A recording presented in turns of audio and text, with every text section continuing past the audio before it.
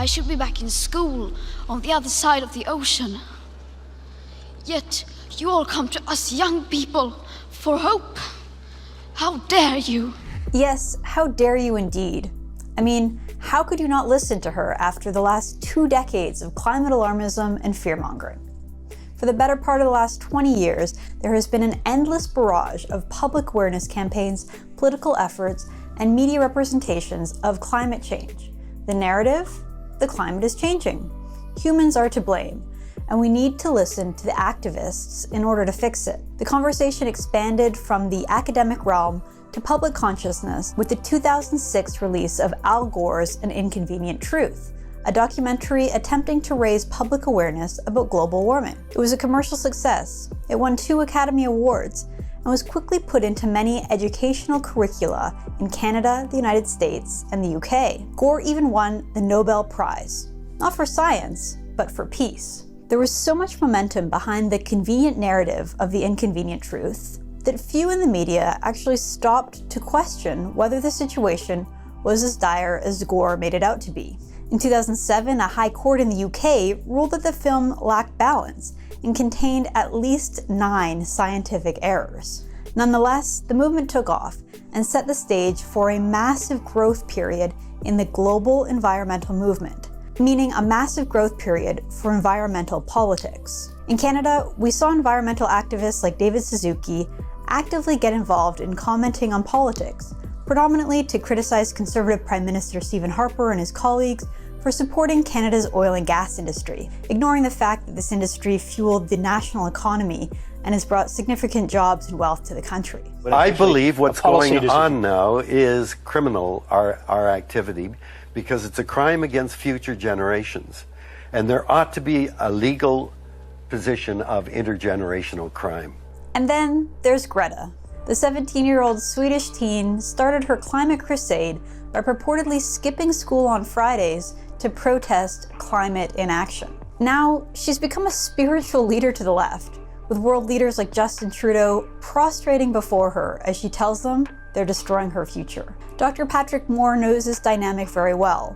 Having been once part of the very environmental movement he now finds so troubling. Moore is one of the loudest voices calling out the tactics of climate alarmists like those championing and promoting Greta Thunberg. Greta is being used as a child. It's a bit like the Hitler Youth as far as I'm concerned. Dictators like Stalin and Hitler have always used young children waving little flags, and girls have been a prominent part of that. So I believe it is similar to that in its use of youth and girls to promote apocalypse. Children and teenagers are pledging to forego having children themselves until elected officials take more action on climate change. These children are afflicted by eco-anxiety, a new phenomenon of stress and depression caused by fretting over changing weather patterns and the propaganda they're being fed through their schools and the media. It's a shame that they're being used to scare children into thinking the world is coming to an end and their life is no use anymore. The same thing happened when there was a threat of all-out nuclear war and the early environmental movement and pollution and all that. I have friends who are my age who decided not to have children for that very reason. And I think they regret it because look how things have turned out. This is not a bad world to be in, especially in Canada and the United States and Europe and Australia, New Zealand, Japan. One survey of young people in Canada found that they see climate change as an extremely serious threat to their lives, even more of a threat than gun violence or the opioid crisis. When asked to rate the threat climate change causes to their safety, 57% of young Canadians aged 16 to 25 said it was an extremely serious threat to the safety of children. I think the most important thing, especially for young people, is to teach them critical thinking, to teach them to understand what the assumptions are behind things they're being told.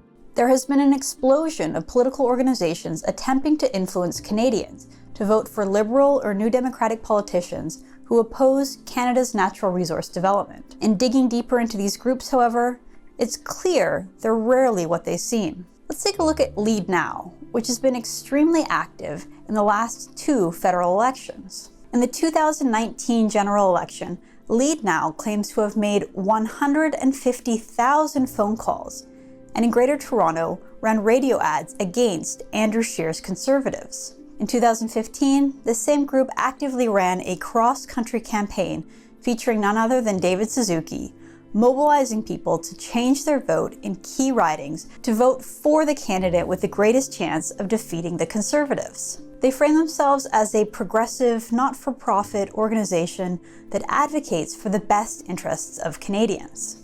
But in reality, this group is hell-bent on eradicating one of Canada's largest industries and the largest driver in our economy. Leadnow is a vocal opponent of the development of the Canadian oil and gas industry, including building pipelines to transport Canadian oil across the country, reducing the need for Canada to rely on the importation of foreign oil. Independent researchers have discovered, however, that they may have ulterior motives to their efforts. Far from being a grassroots movement, Leadnow is one of the lead organizations in the Rockefeller's international effort called the Tar Sands Campaign, which aims to landlock oil and natural resources from Western Canadian provinces, and in doing so, keep Canadian oil out of the global market. Another prominent environmental organization, and perhaps one of the most famous, is Greenpeace. Dr. Moore spent years building up this organization, which he now opposes. I heard about this little group that was beginning to meet in the basement of the Unitarian Church in Vancouver called the Don't Make a Wave Committee. And I joined that group because they were planning an ocean voyage to Alaska, to Amchitka Island, to protest US hydrogen bomb testing. And of course, this was the height of the Cold War, the height of the Vietnam War and the all-out threat of nuclear war, and the emerging consciousness of the environment. And those two things came together in what became eventually Greenpeace. And I stayed with Greenpeace for the next 15 years. With the stated goal of ensuring the ability of the Earth to nurture life in all its diversity, Greenpeace has been known for using various tactics, some of which are illegal, to promote its environmental agenda. We saw ourselves as that little band of revolutionaries and set out in a haywire old halibut boat with Captain John Cormack for the Aleutian Islands. We never made it there, but we made Walter Cronkite's Evening News in the United States when the Coast Guard crew said they agreed with what we were doing, and they're in the US military. And so it was a big story that we were doing this protest, and that was the beginning of Greenpeace. From then on, we went on to stop the French atmospheric nuclear tests in the South Pacific. Of course, we did help stop the hydrogen bomb tests in Alaska. President Nixon canceled them just a few months after our protest. But it's fair to be skeptical about whether Greenpeace and its wider environmental movement is grounded in science. The reason I left Greenpeace, and I'd been thinking about it for quite a while, is it was kind of changing into an organization that was no longer basing its positions on good science. And it turned out that I was the only person on the international board that had any formal education in science. The rest were what I would call more or less political and social activists. A lot of organizations start out with a noble cause, with volunteers and just a lot of enthusiasm, and then become successful, and suddenly you have a payroll to meet because people need to live and pay their rent. So fundraising becomes fairly high on the agenda, and every once in a while an organization like that degenerates into a racket, pushing fake science and misinformation, and that's what happened with Greenpeace. Even if they don't have science on their side, there's no denying Greenpeace and the broader environmental movement has been successful. The emotion behind the climate change debate shows this. I really do believe that we are being fleeced here. It is using fear and guilt. Like you're driving down the road in your SUV, you're afraid you're killing your grandchildren, and that makes you feel guilty and makes you open your wallet and send a check to Greenpeace or some of the other hundreds of so-called charities that are all benefiting from this as a result of scaring the public. The climate change debate is almost entirely now in the political realm, not in the academic realm. The climate debates have now devolved into hyper-partisan and ideological politics, with politicians, people who often don't know anything about science and they probably don't even care about it.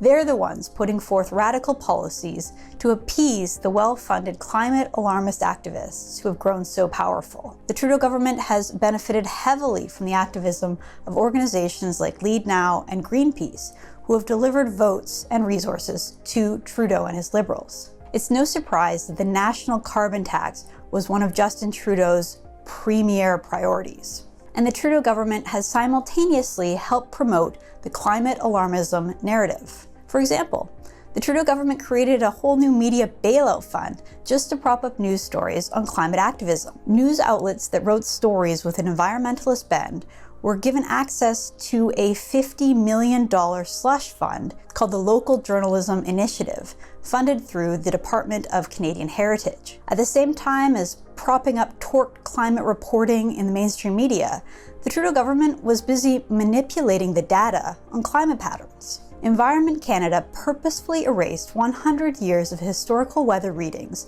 and replaced it with modeled historic data to produce dramatic weather diagrams and maps for their climate change website. ClimateData.ca was launched in August 2019 by then Environment Minister Catherine McKenna as a means to illustrate the threat of climate change. But according to an Environment Canada spokesperson, all of the data before 1949 was omitted in the graphs, despite the government having access to weather measurements which go all the way back to 1850. The deleted data was then replaced with fabricated models which simulated past climate data, despite the existence of the historical readings. The historical data is not observed historical data, it's modeled historic data, said an Environment Canada spokesperson. This means that several important readings were omitted from the models, including the fact that Toronto was hotter in 1852 than it was in 2017, and Vancouver experienced warmer weather in 1910 than it did in 2017.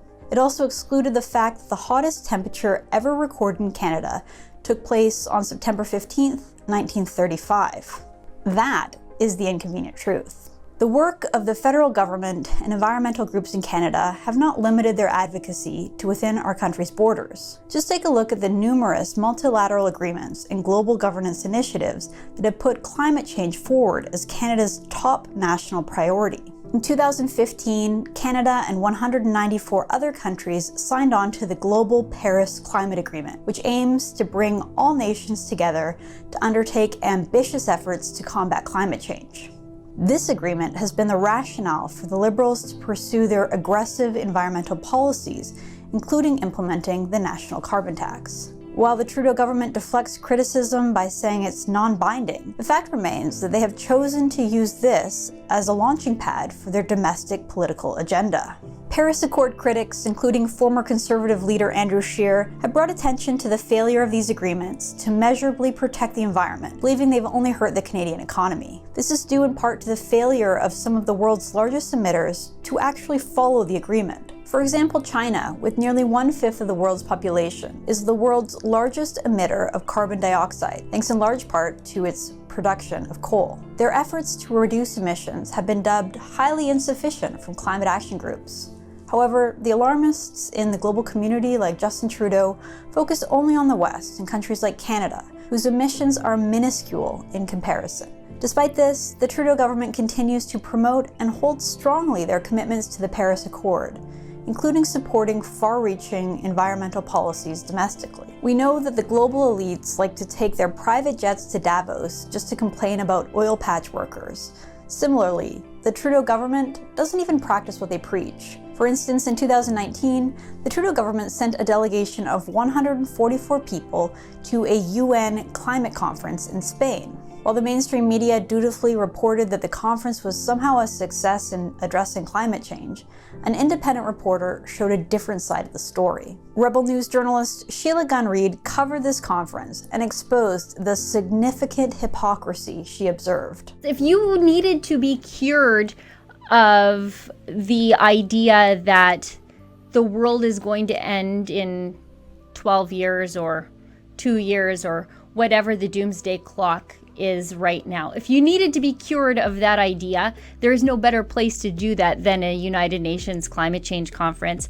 The first year in Morocco, my team and I witnessed some of the most outrageous hypocrisy that first year. The entire climate change conference itself is really a single-use plastic. On the way in every morning, you would think that it had rained, but it's Morocco, it was the desert.